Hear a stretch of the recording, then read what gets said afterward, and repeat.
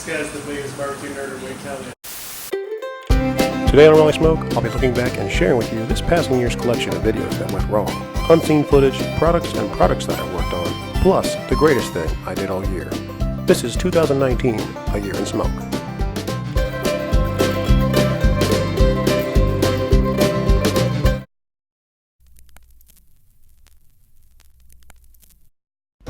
In May, a buddy of mine and I attended the book release party for Whole Hog Barbecue in Winterville, North Carolina.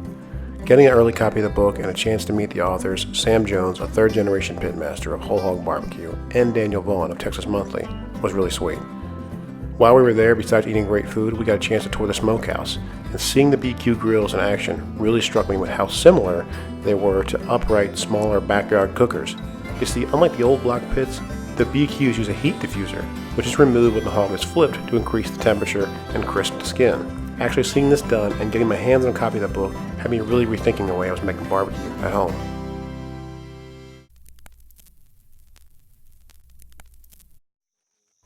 Alright, so after I got a copy of Sam's book and saw the BBQ grill in action and applied those principles to the smoker that I have on Weber Smoky Mountain, I figured out how to make authentic North Carolina style barbecue at home. And here's how you do it. Instead of shoveled coals, use a good quality lump, preferably oak if you can find it. Run your WSM with water in the water pan and shoot for a pit temp around 225-250. You're going to need to choke it down a bit to do this. Take a pork shoulder, rub it only with salt, put it on the smoker, and give it some time. Now once the internal temperature of the shoulder reaches 180 degrees, remove the water pan, flip the shoulder, and let it finish. The pit will rise north of 275, maybe as high as, 325, 350, but don't worry. The heat will give the shoulder a fantastic crisp, much like you get on a whole hog cooked on a BBQ grill. Once you bring it in the house, apply a little more salt, black pepper, cayenne, and authentic Eastern or Lexington style barbecue sauce. Give it a coarse or fine chop, and you've got yourself some real deal North Carolina style barbecue at home. Now all this may seem a bit strange, but even the shoulders cooked at Red Bridges in Shelby, North Carolina are flipped and finished with a crispiness, and those crispy pieces of pork are awesome.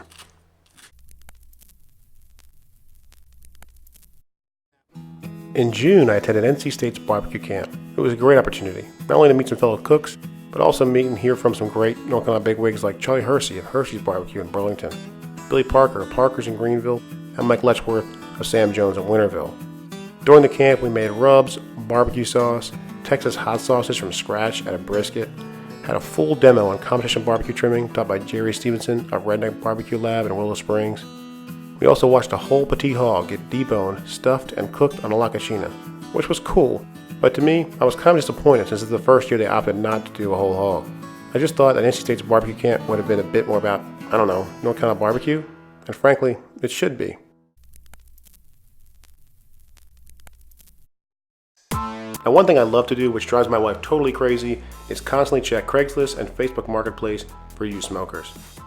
This year I picked up a pit bro cooker for only $100, and I also got an 18.5-inch Weber Smoky Mountain, which was in mint condition, for only $60. The guy was overseas, came back to clear out a storage unit, was here for a day, and I just got lucky. And the purchase of the PBC did allow me to do a side-by-side comparison finally, and put some of those naysayers in their place.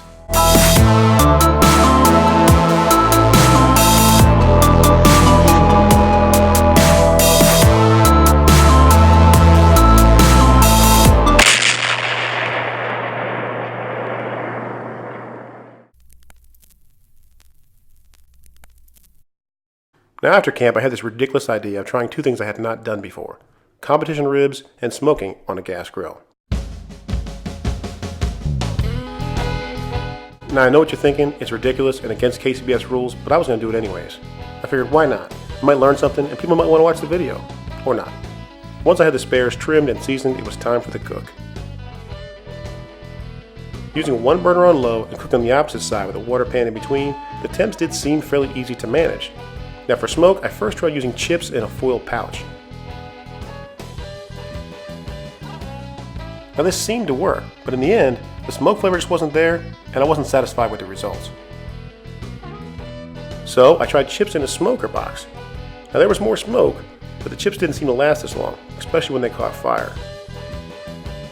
Next, I tried soaking the chips. Even though I knew it was a dumb idea, I did it anyways. Now it did slow the burning process, but did require me to refeed it every 15 to 20 minutes, which was rather annoying, And in the end, it still caught fire, and I wasn't happy with the results. Then I tried chunks. This seemed to solve the refeeding problem, at least so that it wasn't as frequent, but it also did lead to some flare-ups. Now my next experiment was to try a small cast iron pan instead of a smoker box with a chunk of wood, but frankly, I just got busy and kind of a bit bored. Now all this did give me a chance to sharpen my competition skills, at least when it comes to ribs, and it gave me an appreciation, not a respect, but an appreciation for what a pellet cooker can do. Like a gas grill, a pellet cooker can maintain temperature, but it also takes care of the smoke aspect, which allows you to really focus on the taste, tenderness, and appearance of your food, rather than spend 70% of your brain power trying to manage a fire and smoke. And even though I didn't finish this video, this still was a great learning experience, I think. Now I have to say, I wish I put all this together, but frankly, I just got busy. Because the greatest thing happened to me this year, I became a father to a little boy.